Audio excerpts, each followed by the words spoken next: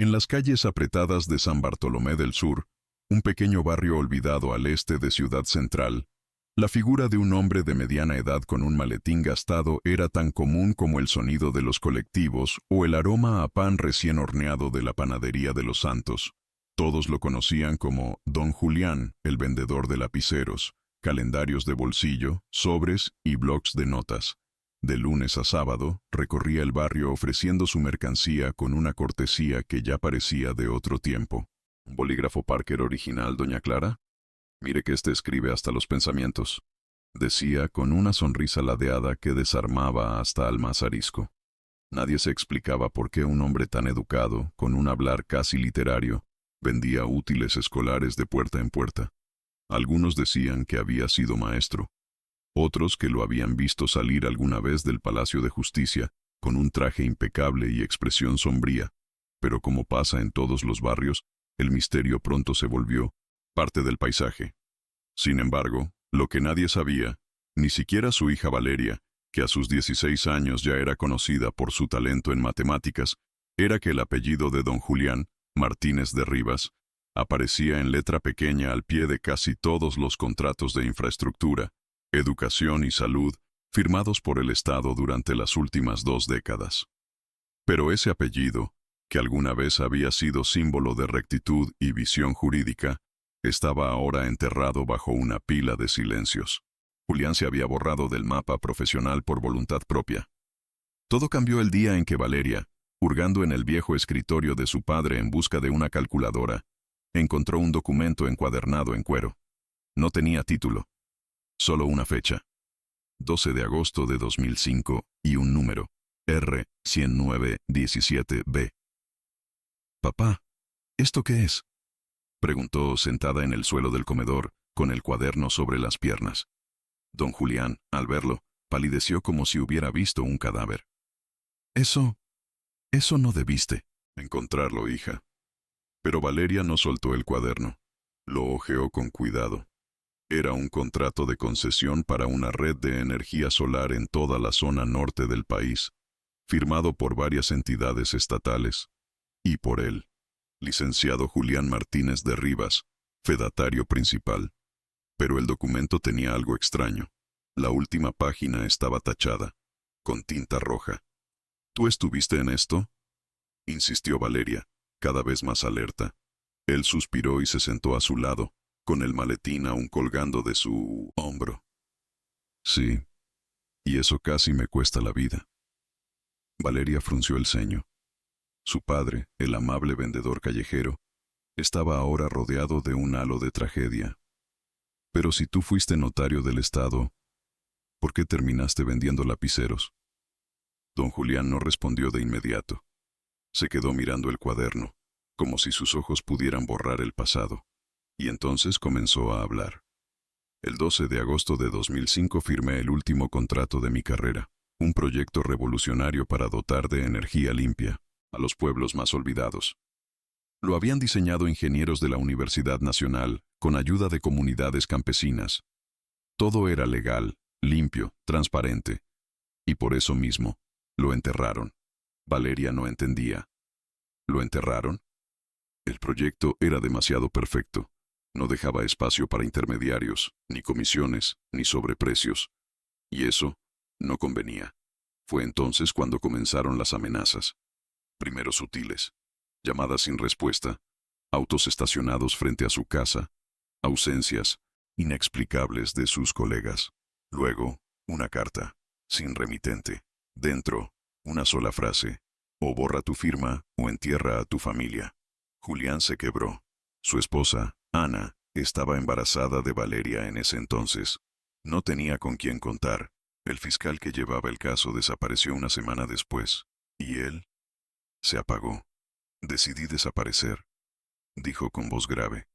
«Cambié mi número, vendí la casa, me mudé aquí y me inventé una nueva vida. Nadie siguió buscándome, porque yo cumplí. No firmé el retiro del contrato.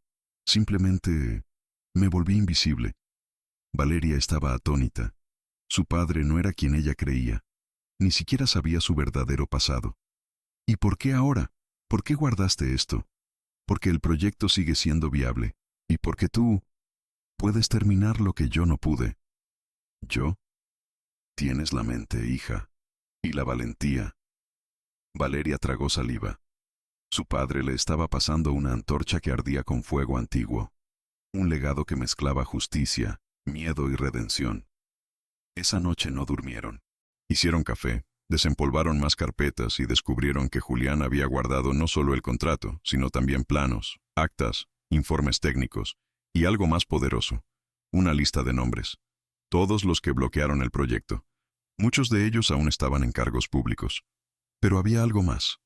Entre los documentos había una carta escrita a mano, dirigida a alguien llamado Dr. Elías Campodónico.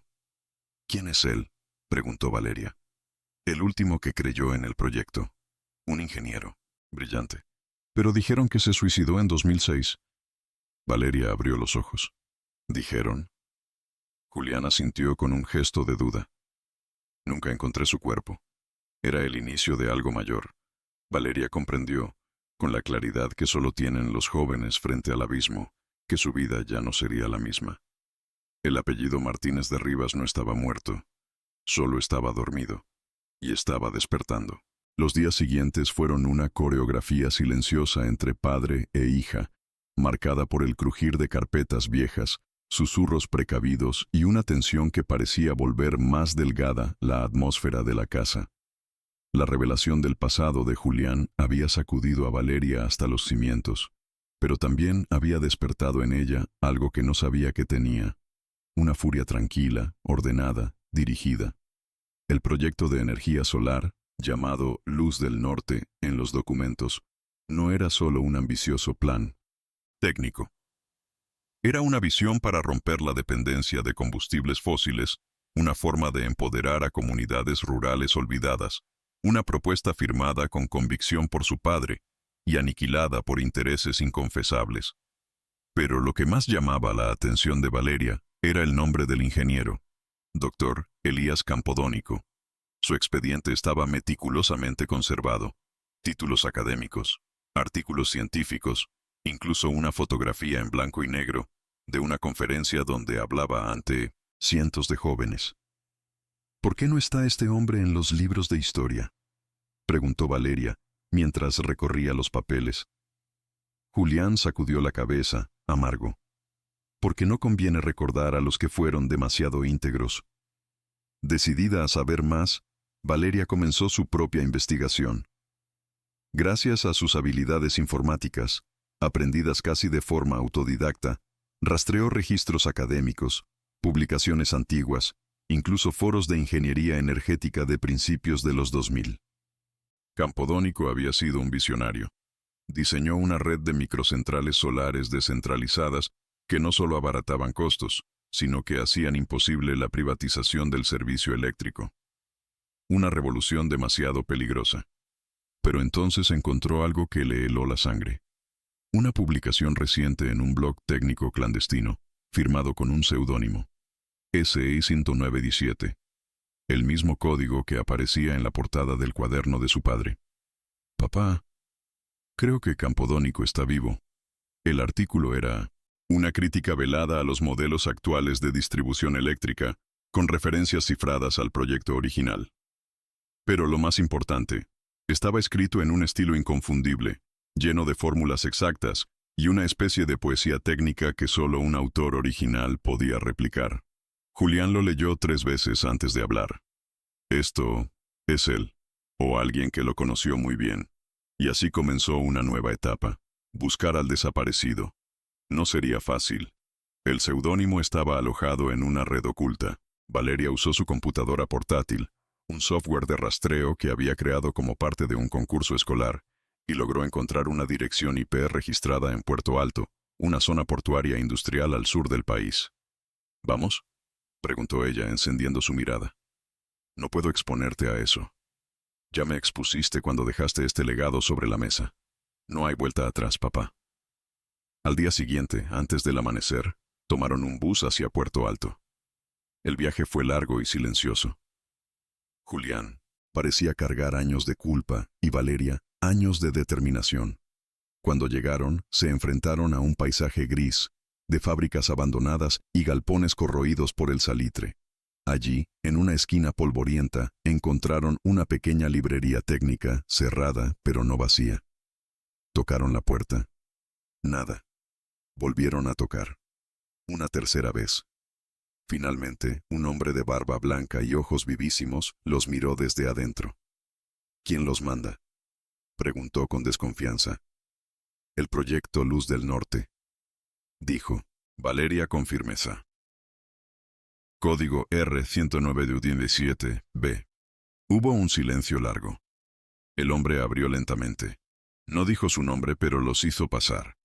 El lugar era un santuario de libros olvidados, planos dibujados a mano, herramientas eléctricas y pequeños prototipos de paneles solares. En una esquina, una fotografía del mismo hombre en su juventud, con una sonrisa luminosa. Era él. Campodónico estaba vivo. ¿Sabe quién soy?, dijo Julián. Sí, usted fue el último que no se vendió. Se abrazaron sin palabras. Dos hombres rotos que, sin quererlo, habían sobrevivido al mismo naufragio. Campodónico les explicó que había fingido su muerte tras recibir amenazas. Había abandonado todo, incluso su familia, para proteger el proyecto. Desde entonces, vivía como un fantasma, ayudando desde las sombras a iniciativas de energía limpia que pudieran sobrevivir sin llamar la atención. Pero esto puede renacer, dijo, señalando el cuaderno de Julián. Durante horas, los tres hablaron de cómo reconstruir Luz del Norte. Valeria fue la más audaz. Propuso digitalizar todo el proyecto, publicarlo anónimamente en múltiples redes, presentarlo como un modelo abierto que ninguna corporación pudiera reclamar como propio. Si no pueden destruirlo, tendrán que adoptarlo, afirmó con una madurez que asombró a ambos hombres. Campodónico sonrió. Tienes el fuego, y lo sabes dirigir. Pero no todo sería fácil. Uno de los nombres en la lista de Julián, Aurelio Valcárcel, actual ministro de Infraestructura, tenía poder suficiente para silenciar cualquier resurgimiento del proyecto. Valeria propuso entonces un plan más audaz. Hacer pública la historia. No solo el proyecto técnico, sino la verdad detrás de su silenciamiento. Si mostramos la corrupción detrás de su entierro, la sociedad lo exigirá de vuelta, dijo ella. Era peligroso, pero también era justo. Campodónico les dio acceso a su archivo secreto. Grabaciones, correos, fotografías, e incluso un video de 2005, donde uno de los funcionarios, ahora en el poder, reconocía en una reunión privada que Luz del Norte era demasiado bueno para dejarlo vivo. Con esa prueba, Valeria y Julián regresaron a San Bartolomé. Comenzaron a preparar todo para una publicación masiva. Necesitaban aliados, periodistas, técnicos, activistas. El viento había comenzado a soplar en otra dirección, y el apellido Martínez de Rivas poco a poco volvía a pronunciarse con respeto. La noticia se esparció como fuego en pasto seco, aunque aún en susurros. Primero entre los pasillos digitales de foros técnicos, luego en blogs alternativos y, finalmente, en pequeños círculos de prensa independiente. El resurgimiento del proyecto Luz del Norte, con pruebas de su saboteo por altos funcionarios, comenzaba a convertirse en una ola subterránea. Pero para Valeria y Julián, el verdadero desafío era ahora organizar esa energía dispersa en una ofensiva coordinada. Desde su casa en 1900, San Bartolomé, reconvertida en centro de operaciones, Valeria usó su talento informático para crear una plataforma interactiva donde cualquiera podía consultar los documentos del proyecto original. Planos, estudios de viabilidad, análisis ambiental, costos, todo, transparente, limpio, irrefutable. El sitio se llamó Renacer Solar y tenía un manifiesto de apertura firmado por un seudónimo que empezaba a resonar en redes sociales. BMR17, las iniciales de Valeria Martínez de Rivas, aunque nadie lo sabía aún. Una noche, cuando el sitio ya tenía miles de visitas, Valeria recibió un mensaje encriptado. Solo decía: nos interesa ayudar, nos contactaremos. Firme, Editorial Sur. ¿Editorial Sur?, preguntó Julián, con las cejas arqueadas. Un colectivo de periodistas exiliados denunciaron el caso de los vertederos ilegales en el norte. ¿Te acuerdas? Sí. Nadie más se atrevió. Esa misma semana, En una reunión clandestina en la azotea de un edificio abandonado en Ciudad Central, padre e hija conocieron a Manuela Cruz, fundadora de Editorial Sur. Vestía de negro, con el cabello recogido y una voz que cortaba como bisturí. Todo lo que están haciendo es valiente y peligrosamente efectivo, dijo mirando a Valeria. Pero si no protegemos su identidad, no durarán. Manuela les ofreció 3 cosas. Una red segura para publicar información adicional, protección legal a través de abogados que colaboraban con la editorial, y algo más valioso aún, un canal para llegar a la opinión, no, pública con fuerza. Vamos a producir un documental, anunció. Se llamará La luz que quisieron apagar. Comenzaron las entrevistas. Julián, por primera vez en 20 años, habló a cámara sobre su firma, las amenazas, su retiro. Campodónico envió su testimonio grabado desde Puerto Alto. Valeria, aún sin mostrar su rostro, fue la mente detrás de la reconstrucción técnica del proyecto. Pero mientras tanto, Aurelio Valcárcel, el ministro de Infraestructura, comenzaba a reaccionar. Los medios, tradicionales, los más grandes, los más vendidos, publicaron una serie de notas desacreditando Luz del Norte. Lo llamaban un proyecto inviable, una utopía obsoleta. En paralelo, comenzaron a aparecer amenazas anónimas en el buzón virtual de Renacer Solar. Una de ellas era inequívoca. Sabemos quién eres, Valeria. Detente. Ella no se dejó amedrentar, pero Julián sí sintió el frío de sus antiguas pesadillas. Le rogó que pararan, que bajaran el sitio, que se protegieran. Papá, no soy tú, dijo ella con ternura. Tú sembraste algo que ya creció. No me toca esconderme, me toca mostrarme, y así lo hizo. El día del lanzamiento del documental, Valeria publicó un video en la plataforma, mostrando su rostro por primera vez. Habló con serenidad, con datos en mano, y cerró con una frase que estremeció al país. No lucho por un apellido, lucho por la verdad que nos robaron. El impacto fue inmediato. Miles de jóvenes comenzaron a replicar su mensaje. Activistas ambientales se unieron. Algunos técnicos que habían trabajado en la fase inicial del proyecto salieron del anonimato. Y entre todos esos mensajes llegó uno inesperado. Una carta escrita a mano, enviada a la casa de Julián, sin remitente, con un membrete dorado del Palacio Nacional. Dentro, solo 2 frases. Ella no sabe en lo que se ha metido. La próxima vez no será una advertencia. Julián supo entonces que la historia se repetía. Pero esta vez no estaba dispuesto a desaparecer. Convocó a Manuela, a Valeria y a Campodónico por videollamada. Les mostró la carta y dijo con voz firme: quieren guerra, la tendrán, pero será legal, será pública y será definitiva. Entonces tomaron una decisión arriesgada: demandar al Estado. La base: violación del derecho a la verdad, sabotaje institucional, uso indebido de recursos para ocultar un proyecto de interés público. El caso fue presentado en una corte federal. El expediente, titulado Martínez de Rivas versus Estado Nacional, se volvió el más seguido en la historia reciente del país. El apellido, una vez escondido, estaba ahora en todos los titulares. Pero la batalla apenas comenzaba. La noticia de la demanda cayó como un trueno sobre el gobierno. La figura jurídica de sabotaje institucional de interés público era inédita, pero perfectamente viable según la Constitución reformada en 2014. Lo que comenzó como una serie de publicaciones digitales estaba ahora convertido en una causa judicial que amenazaba con revelar décadas de corrupción encubierta. En el Juzgado Federal Negue 3, el expediente Martínez de Rivas versus Estado Nacional fue asignado a la jueza Aida Moreno, conocida por su integridad, pero también por la presión constante que sufría desde esferas políticas. La expectativa era clara. Muchos querían verla ceder. Valeria asistía a cada audiencia junto a su padre, con una libreta de anotaciones en la que dibujaba mapas mentales, preguntas técnicas y frases que le ayudaban a mantener la calma. Una de ellas se repetía en cada página.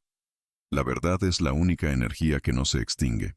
La defensa del Estado, encabezada por una figura mediática, el 1900 abogado Lorenzo Crivelli, comenzó con una estrategia predecible: desestimar los documentos por falta de validez temporal desacreditar la autenticidad de los planos e incluso sugerir que Julián había fabricado pruebas para vengarse de su ostracismo profesional.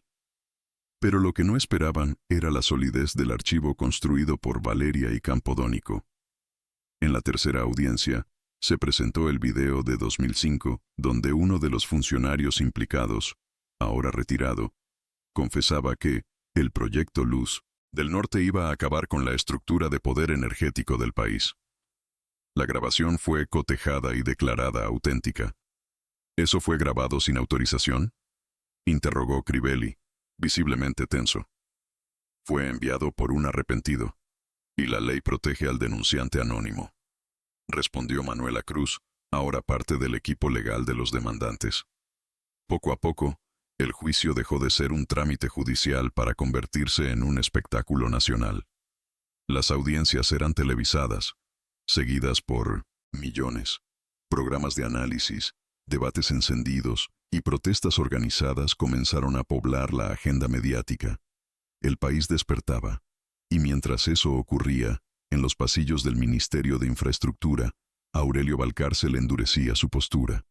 Encuentren algo, cualquier cosa. Vamos a destruir a esa chica, ordenó a su jefe de comunicaciones. Poco después, comenzaron los ataques personales. Se filtraron supuestos correos manipulados de Valeria. Se creó una campaña de desinformación en redes sociales, apuntando a desacreditar su liderazgo. Pero el intento falló. Gracias a su habilidad tecnológica, Valeria demostró que los mensajes eran falsos, generados por IA. Publicó un video explicativo, mostrando el proceso de falsificación y desenmascarando a las cuentas que propagaban la campaña. La jugada se volvió contra los agresores. La credibilidad del ministerio comenzó a tambalear. Esto ya no es solo un juicio, dijo Campodónico en una llamada. Es una batalla cultural. Y tenía razón. En las calles, los jóvenes comenzaron a reunirse con pancartas que decían: «Queremos Luz del Norte». Las universidades replicaron los modelos técnicos de Campodónico y los analizaron en seminarios públicos. El nombre de Julián volvió a circular entre abogados jóvenes como símbolo de integridad, y Valeria se convirtió en referente. Pero no todo eran victorias. Una noche, cuando regresaban de una entrevista, un automóvil sin matrícula los embistió en una curva cerrada. Salieron, ilesos. Pero el mensaje era claro. Esto era una guerra, y no todos jugaban limpio. Fue entonces cuando Valeria entendió que había algo más. Algo que su padre no le había contado. Lo notó en su silencio cada vez que aparecía un nombre en la lista de implicados. En particular, uno: Ignacio de Rivas. «Papá, ¿quién es Ignacio?». Julián tardó en responder. Al final, lo hizo sin mirarla. «Mi hermano». El golpe fue silencioso. «¿Tu hermano está en la lista?». «Sí. Era parte del comité técnico que aprobó el archivo del proyecto. Fue quien me entregó la carta con la amenaza. Pensé que me protegía, pero estaba del otro lado».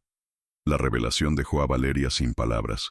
El conflicto ya no era solo contra el Estado. Era también una batalla de sangre, de pasado familiar, de heridas que no se cerraron. Julián comprendió que debía enfrentar a su hermano, no por venganza, por verdad. Solicitó a la jueza Moreno que Ignacio de Rivas fuera citado a declarar. El pedido fue aprobado. Y así, en la sexta audiencia, el público presenció un momento que quedó grabado en la historia judicial del país. El reencuentro de los hermanos Martínez de Rivas, frente a una jueza, bajo juramento, con todo el país mirando. Ignacio entró al tribunal con una expresión de piedra. Se sentó frente al estrado, y tras unos segundos de silencio, dijo algo que nadie esperaba. «Vengo a confesar». El silencio en la sala fue absoluto. Ni siquiera los periodistas se atrevieron a teclear.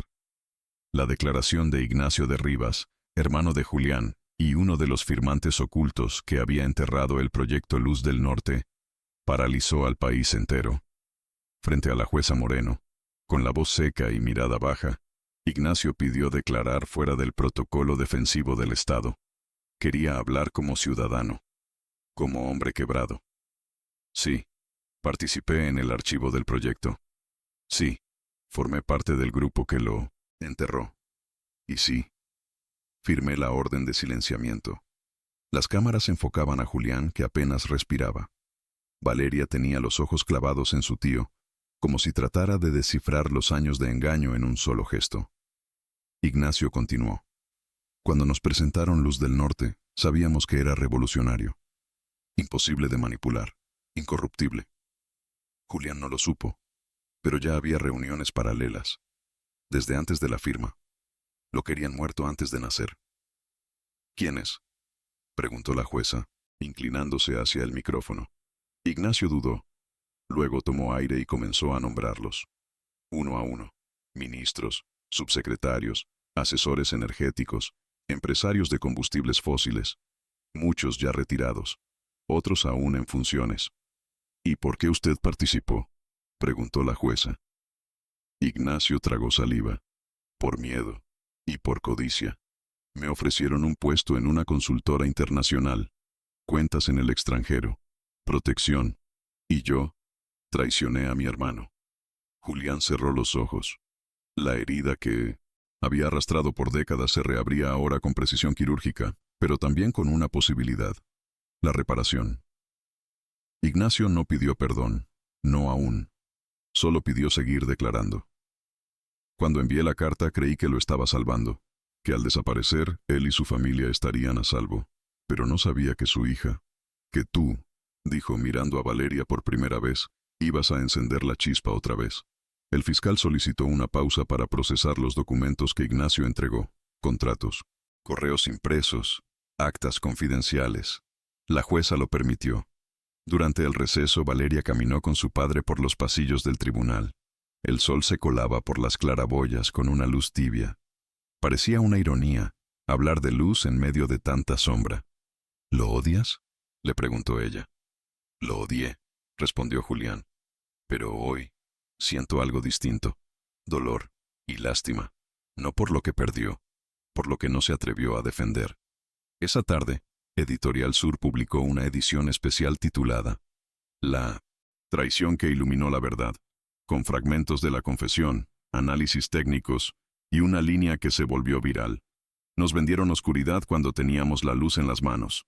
Las consecuencias políticas fueron inmediatas. El ministro Valcárcel pidió licencia por razones personales. Uno de los empresarios señalados fue detenido en el aeropuerto intentando salir del país. El juicio cambió de tono. Ya no se trataba de si Luz del Norte había sido viable, sino de cómo el país pudo dejarse robar un proyecto así durante 20 años. Pero esa misma noche, en la oscuridad de su habitación, Valeria recibió un mensaje directo en la plataforma. Era de alguien que firmaba como C. Ferrán, antiguo asesor en el ministerio, ahora retirado. El mensaje era corto. Hay algo más. No todo fue por dinero. El proyecto fue enterrado por lo que podía revelar. Nos usaron. Valeria lo leyó 3 veces. Luego despertó a su padre. Papá, esto va más allá. No fue solo sabotaje económico. Hay algo oculto en el propio diseño del proyecto. Algo que no nos han contado. Julián la miró, serio. Tendremos que volver a los planos originales. Llamaron a Campodónico, quien se conectó en videollamada desde su pequeño taller. Al revisar los planos iniciales, Campodónico frunció el ceño. Aquí hay algo raro. Este diseño, esta celda de almacenamiento, no era parte de mi propuesta. ¿Qué es?, preguntó Valeria. Campodónico amplió el plano. Lo analizó. Y entonces su rostro cambió. Esto es un componente experimental. Un sistema de conversión cuántica de energía. Era un invento que nunca patenté. Solo existía en prototipo. Entonces, ¿cómo llegó al diseño? Alguien nos robó la tecnología. La traición no solo había sido administrativa, había sido científica. Y si alguien usó esa tecnología, podría estar beneficiándose en secreto desde entonces. Era el siguiente nivel del conflicto, no solo restaurar un proyecto perdido, sino desenmascarar un robo de innovación a escala nacional. Valeria comprendió entonces que no había vuelta atrás. La próxima etapa no sería en los tribunales. Sería en los laboratorios, en las patentes, en los registros de innovación tecnológica, donde la historia verdadera aún dormía, y ella iba a despertarla. El descubrimiento de la celda cuántica oculta en los planos originales de Luz del Norte abrió una dimensión completamente nueva en la batalla. Lo que hasta entonces había sido una cruzada ética y legal contra la corrupción estatal, se transformó en una investigación científica de alto riesgo. Alguien había robado un invento revolucionario y lo había usado en las sombras durante 2 décadas. Campodónico estaba devastado. Esa celda, una especie de condensador cuántico de energía solar, podía multiplicar por 10 la eficiencia energética de un sistema común. La había desarrollado en secreto junto a una exalumna brillante que desapareció en 2006, la misma semana en que el proyecto fue archivado. Se llamaba Rebeca Zamora, dijo con la voz quebrada. Nunca supe si se fue o si la hicieron desaparecer. Valeria y Julián sabían que, si eso era cierto, ya no se enfrentaban a una red de corrupción administrativa. Estaban pisando el territorio de los intereses industriales más oscuros del continente. Decidieron buscar los rastros de la celda en el mercado actual. Usaron bases de datos internacionales de patentes, publicaciones científicas y registros aduaneros. Descubrieron algo insólito. Una patente registrada en 2008 por una empresa canadiense llamada Soltec describía una celda multiestable de compresión cuántica solar con un diseño idéntico al de Campodónico. Pero lo más grave, la patente estaba a nombre de Santiago Ferrán, hijo de C. Ferrán, el asesor del ministerio Bians, que había enviado el mensaje en clave a Valeria. Nos robaron desde adentro y lo exportaron como innovación extranjera, dijo Campodónico. Nos vaciaron de futuro. Valeria decidió contactar al asesor retirado, C. Ferrán. Le escribió un mensaje directo, citándolo en un café del centro de Ciudad Central. El hombre llegó con lentes oscuros y un andar cansado. Parecía cargado de secretos. Sabía que vendrías, dijo sin saludar. ¿Por qué lo hicieron?, preguntó ella, sin rodeos. Porque la celda era demasiado poderosa. Si se quedaba en manos públicas, rompía el negocio energético. Era más peligroso que el proyecto entero. Nos obligaron. Dijeron que si no cedíamos la tecnología, acabarían con nuestras familias. Yo salvé a mi hijo, y él vendió su alma. ¿Rebeca Zamora? Ferrán bajó la cabeza. La última vez que la vi, estaba encerrada en una sala del ministerio. Nunca salió por la puerta principal. Esa confesión dejó a Valeria helada. ¿Sabe dónde puede estar? Ferrán negó con la cabeza. Luego deslizó un sobre manila por debajo de la mesa. Aquí está todo lo que guardé. Planos, correos, los registros del envío de la celda a Canadá.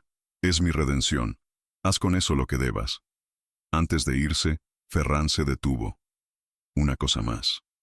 La celda sigue activa. Soltec la está usando para un nuevo tipo de red energética privada en la región andina.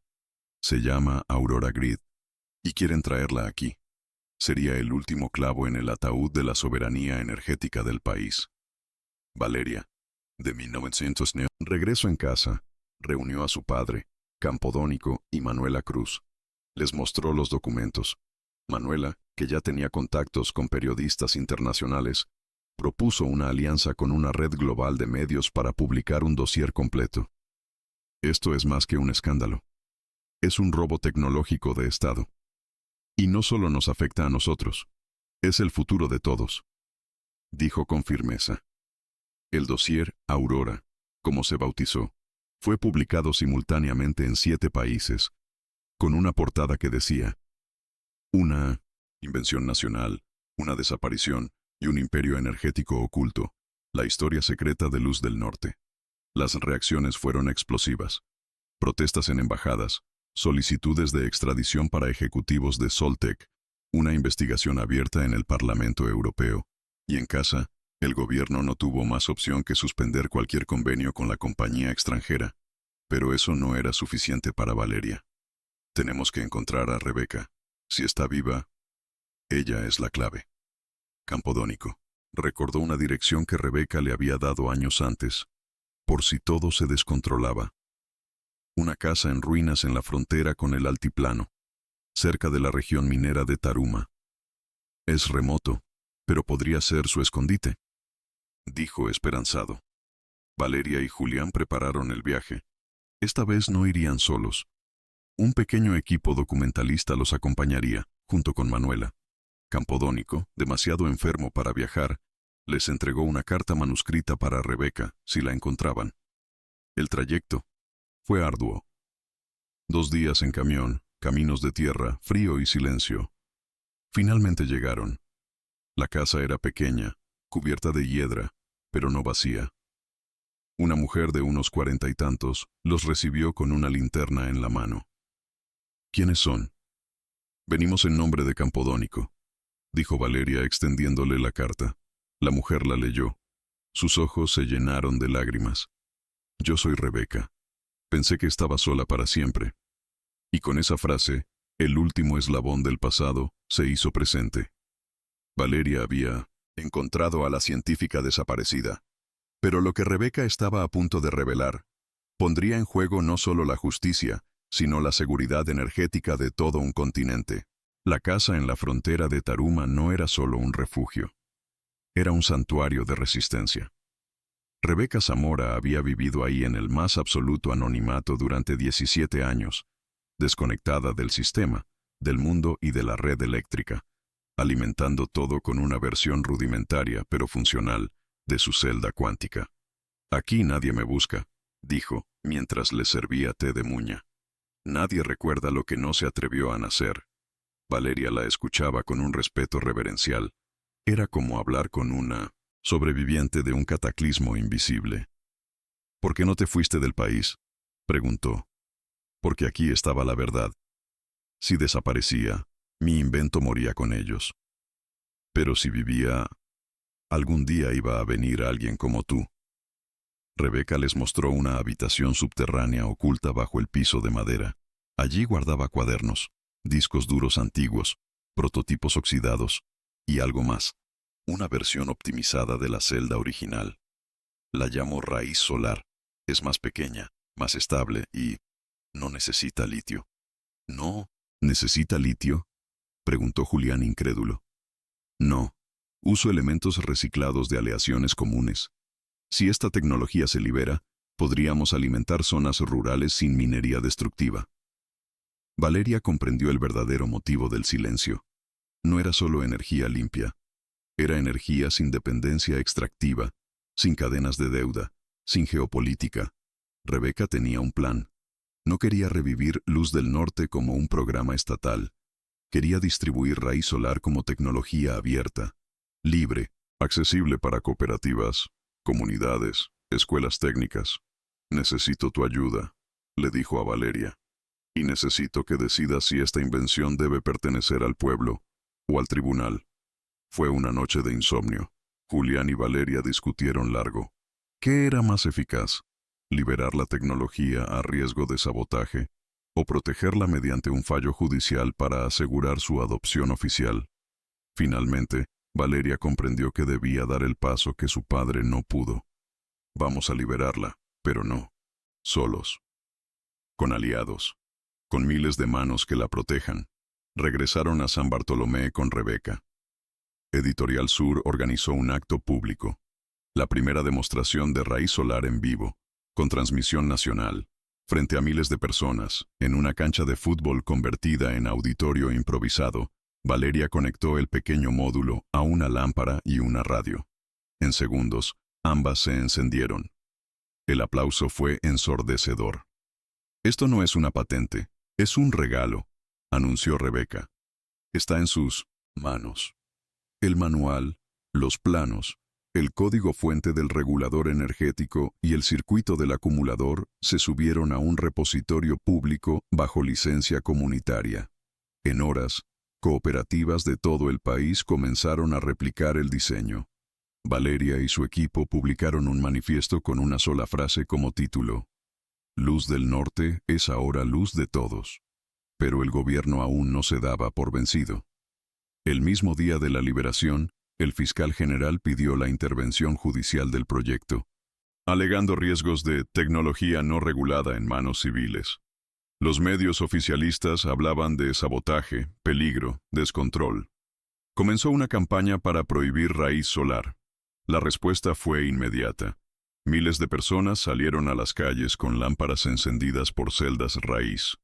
Era imposible silenciar una tecnología que ya estaba en cada casa, en cada barrio, en cada rincón donde la red eléctrica nunca llegó. Valeria fue llamada nuevamente al tribunal. Esta vez, no como denunciante, como testigo clave en un juicio por liberación no autorizada de propiedad científica. La jueza Moreno presidía el caso. Cuando Valeria tomó asiento en el estrado, el silencio volvió a imponerse. ¿Usted liberó esta tecnología a sabiendas de su procedencia y sin aval institucional?, preguntó el fiscal. Sí, respondió Valeria con voz firme. Porque la institución que debía protegerla la traicionó. Porque el conocimiento no se archiva. Se comparte. La jueza la miró largo rato. Luego habló. Este tribunal no está para frenar el avance humano. Está para garantizar que sea justo. Y lo que usted ha hecho es justo. Fallo a favor de Valeria. Y en un gesto histórico, el tribunal reconoció la celda raíz solar como tecnología de interés público comunitario, imposible de privatizar. Fue la primera vez en el país que una invención científica se protegía como bien común. Rebeca lloró en silencio. Julián también. Valeria solo sonrió. Pero la lucha no había terminado. En la frontera, Soltec maniobraba. Y la próxima jugada no sería legal sino internacional. El impacto global de la liberación de raíz solar fue inmediato y profundo. En menos de un mes, cooperativas energéticas de Bolivia, Perú, Guatemala y el sur de México comenzaron a replicar los módulos, y las primeras redes descentralizadas independientes surgieron en regiones que jamás habían tenido acceso confiable a electricidad.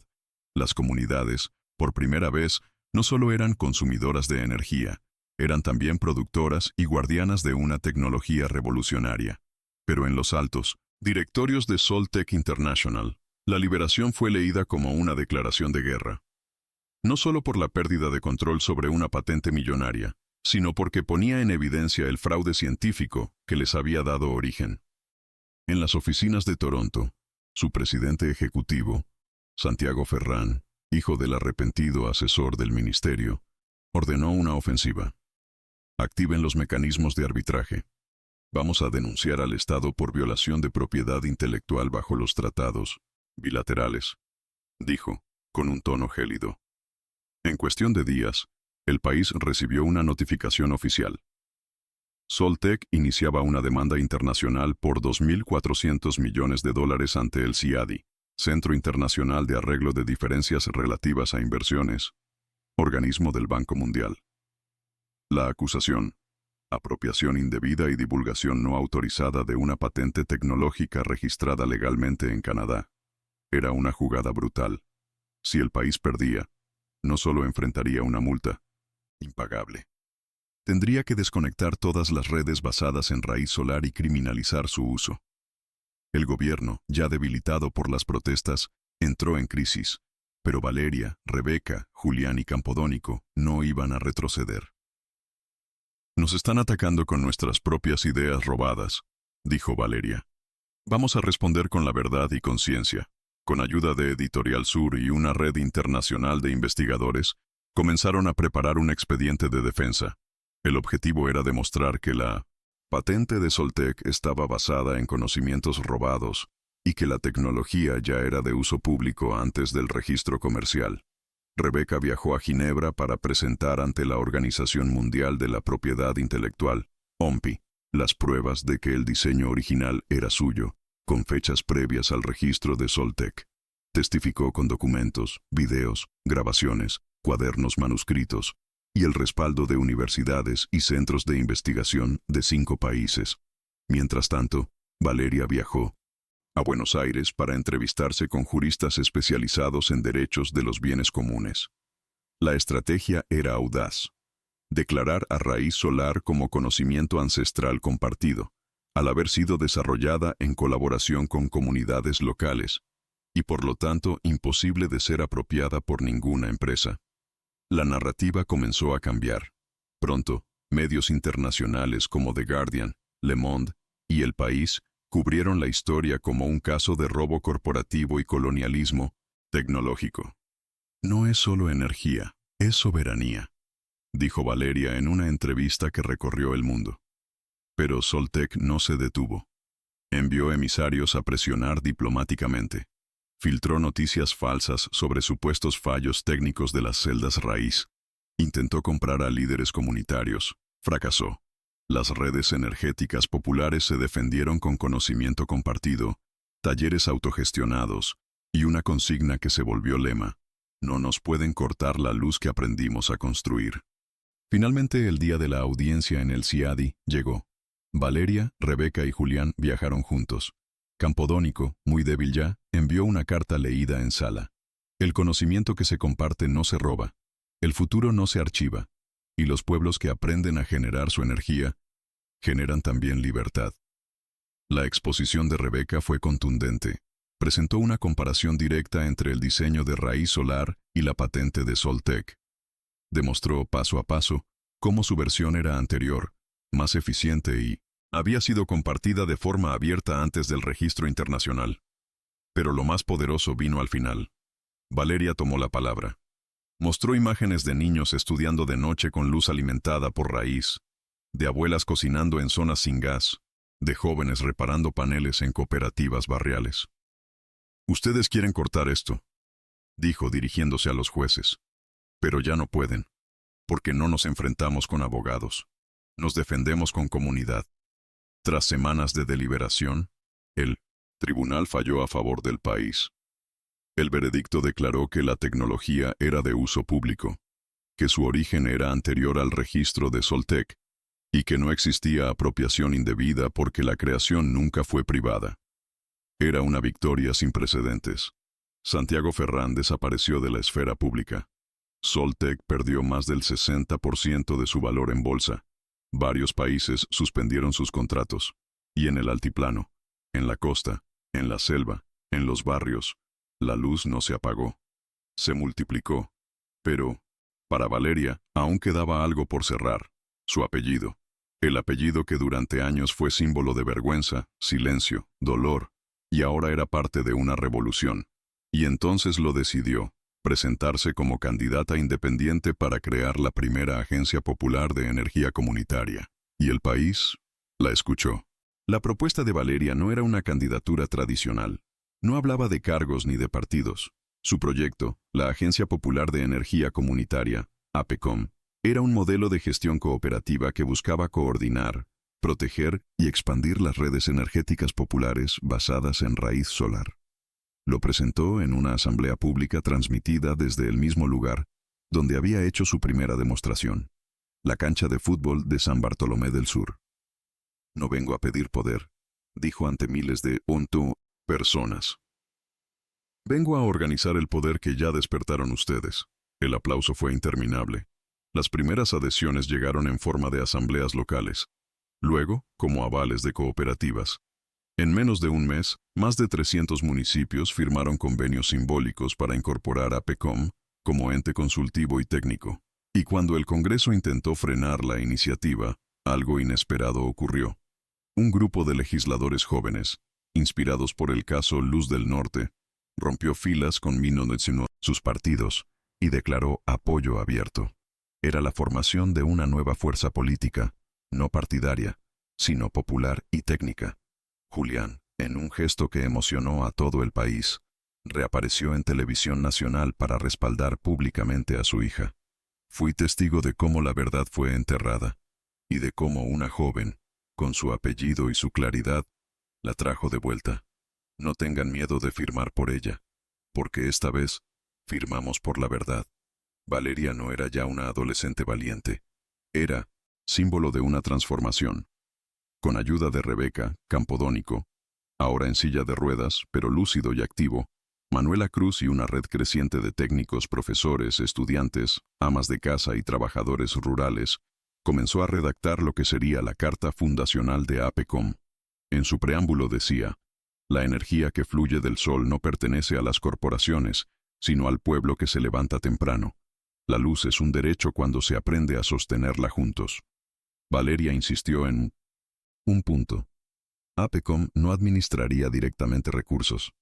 Sería una agencia de formación, coordinación y certificación técnica comunitaria, sin fines de lucro, sin funcionarios vitalicios, sin contratos millonarios.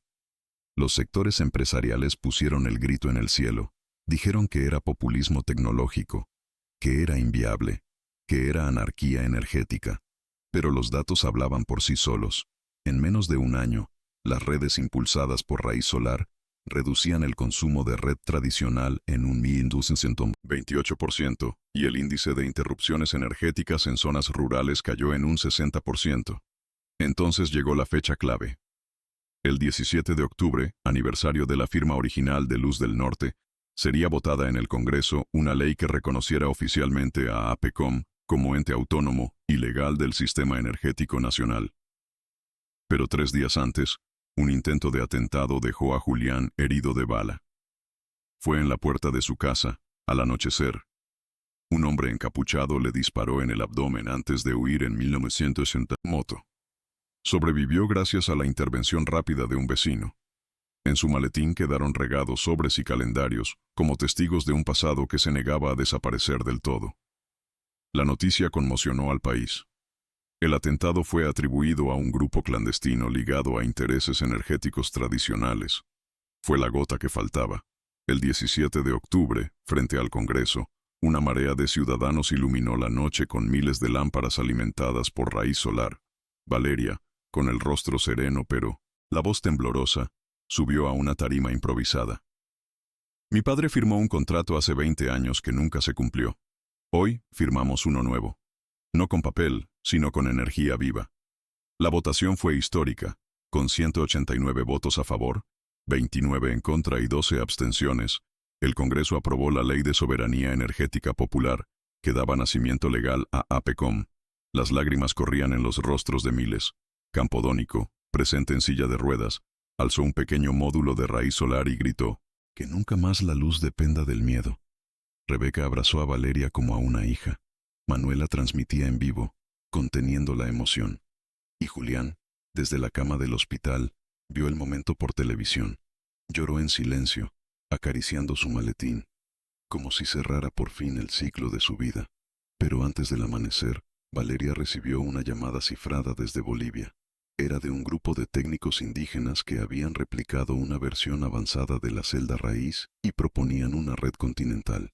«Queremos que la luz viaje entre los pueblos», dijeron, «no entre las fronteras». Y así comenzó una nueva etapa, el proyecto Ande Solar. Valeria lo entendió de inmediato.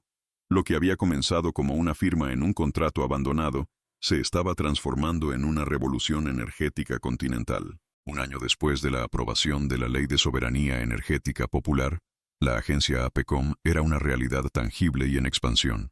En un antiguo edificio reciclado en el corazón de Ciudad Central, técnicos, jóvenes voluntarios, exmilitantes sindicales y docentes jubilados trabajaban codo a codo para capacitar a comunidades, diseñar nuevos módulos, traducir manuales técnicos a lenguas originarias y coordinar el proyecto Ande Solar, una red continental sin precedentes.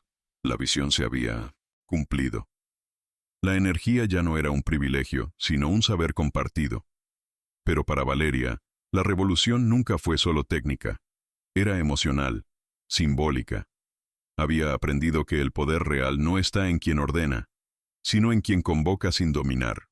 El apellido Martínez de Rivas, que había sido silenciamiento, vergüenza y amenaza, ahora era el nombre de una de las bibliotecas técnicas más grandes de América Latina, el Centro Documental Luz del Norte, fundado junto a Rebeca y dedicado a preservar todas las investigaciones robadas, censuradas o exiliadas. El edificio tenía grabada una frase en su entrada: «El futuro se escribe con la tinta que no se seca». Allí Campodónico pasó sus últimos días, enseñando, compartiendo, corrigiendo planos con jóvenes que apenas sabían quién había sido. Murió en paz, dejando su cuerpo en manos de una historia que lo reconocía al fin. Su nombre fue inscrito junto al de Rebeca y Julián en la Sala de Inventores Populares.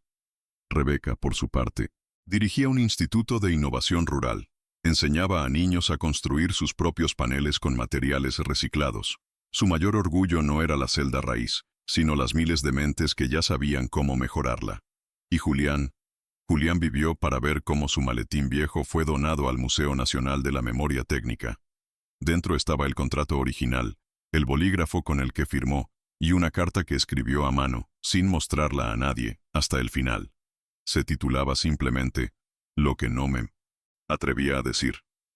En ella confesaba que durante años soñó con destruir ese cuaderno, que cada noche se preguntaba si debió firmar, pero que ahora sabía que su firma no fue un error, sino una semilla. La última línea decía, no fui yo quien salvó el proyecto, fue ella. Porque donde yo tuve miedo, ella tuvo propósito. Valeria leyó esa carta en silencio, sentada sola en el banco de la plaza donde él solía vender calendarios. Lo leyó y lo guardó en el pecho. No lloró. Solo cerró los ojos y dejó que el sol de la tarde cayera sobre su rostro. Semanas después, en una cumbre internacional celebrada en Quito, Valeria presentó ante delegados de 14 países el modelo de Andes Solar. Redes energéticas sin centro, gestionadas por nodos comunitarios interconectados, respaldadas por blockchain para evitar manipulación, y sin intermediarios estatales ni privados. Cuando terminó, un joven de origen aymara le preguntó, ¿y cómo aseguramos que nadie vuelva a robarnos esto? Valeria sonrió, porque esta vez no hay nada que robar. La luz no está en los planos, está en lo que compartimos. Al final del evento, todos los presentes firmaron un acta de cooperación regional. No tenía membrete, ni sellos, ni cláusulas legales, solo una declaración simbólica. Nos comprometemos a que la luz siga viajando entre los pueblos. Y así, el apellido que empezó en letra pequeña en contratos silenciados, terminó en letras grandes, bordado en banderas, cuadernos, mochilas y corazones. Valeria. Martínez de Rivas no fue solo la voz de una generación. Fue la respuesta de una época que se negó a morir. Porque hay historias que comienzan como venta callejera y terminan como luz compartida en cada rincón donde la oscuridad fue ley. Y esta fue una de ellas.